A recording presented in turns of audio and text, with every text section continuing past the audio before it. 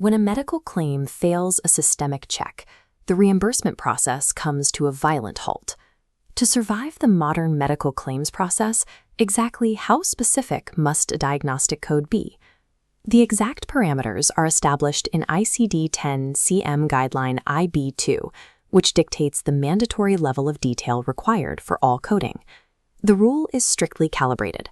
A code must be as specific as the medical documentation allows, no more and no less. This specificity is not a preference for organizing neat data. It is a rigid structural requirement of the healthcare system. Submitting a vague code triggers an immediate automated claim denial. Those automated denials force the healthcare provider to absorb lost revenue, while simultaneously generating severe administrative burdens to correct the errors. Mastering Guideline B.2 is the definitive barrier between a fully compliant paid claim and a costly systemic rejection. Look at this animated diagram showing the architectural baseline of an ICD-10-CM code. These codes consist of 3 to 7 characters.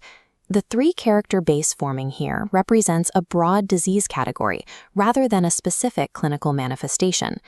Novice coders routinely locate the correct disease category in the index and incorrectly assume the process is complete. The foundational rule dictates that a 3-character code is valid on its own only if the system offers absolutely no further subdivisions. If the coding system contains built-in deeper classifications, stopping prematurely at the broad category guarantees a complete systemic failure. The ICD-10-CM index operates as a strict hierarchy. Ignoring the lower levels breaks the internal logic of the database. A truncated code starves the payer of the precise clinical picture necessary to authorize payment. Falling into this truncation trap means submitting a category that is technically accurate, yet legally and financially invalid. A 3-character code is almost always the starting line of the coding process. It is rarely the finish line. As this diagram expands, slots for characters 4, 5, 6, and 7 appear.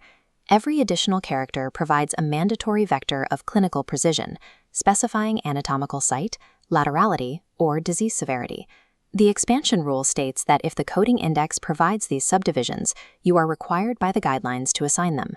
Missing required subdivisions creates structural invalidity.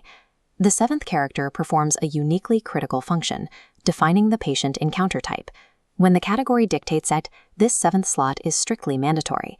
Even if characters 4, 5, or 6 are not required for a specific condition, you must use placeholders to ensure the 7th character lands in the exact 7th position. Consider a scenario where a coder attempts to submit a 5-character code for a condition that explicitly requires a 7th character in the index. This flowchart illustrates the systemic outcome. The claim is automatically rejected at the clearinghouse level before a human adjudicator ever reviews it.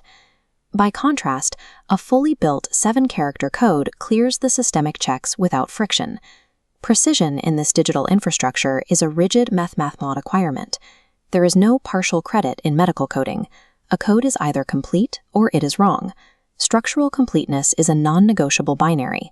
If the index demands 7 characters, submitting anything less is a failure on the part of the coder. Look at this split-screen layout. While the index dictates the required structure, the provider's written medical record on the left serves as the ultimate constraint on how far those code blocks on the right can actually expand. You can only assign characters that are explicitly supported by the provider's written note. A specific descriptive word in the medical record directly authorizes the assignment of the 4th character. You must then check the medical record again for the next level of specificity.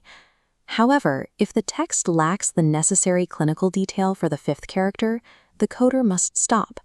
You must never guess, infer, or invent clinical details out of thin air simply to reach a higher character code. If the physician did not write it down, legally it did not happen, and it cannot be coded. Overcoding based on assumption is a severe compliance violation, just as dangerous as undercoding. These assumptions trigger external audits and lead directly to accusations of fraudulent billing practices. The perfect medical code is the exact intersection where structural index requirements meet the hard limits of written clinical reality.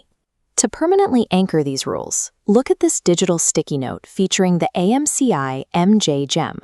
Code it complete or don't code it. The first half, code it complete, dictates the necessity of filling all characters mandated by the index. The second half, or don't code it, reinforces your strict reliance on explicit documentation to justify the placement of those characters. Every coder must execute a mandatory dual-check process before finalizing a code for submission. First, ask, is this the absolute most specific code available in the tabular list? Second, verify, is every single character of this specific code explicitly supported by the medical record? Passing both of these internal checks yields a complete, structurally sound string of data that moves smoothly through the clearinghouse, triggering a reimbursement approval. Your role is to act as the precise translator between clinical care and systemic data, balancing maximum structural completeness with strict factual adherence guarantees accurate, compliant coding, and that is coding the AMCI way.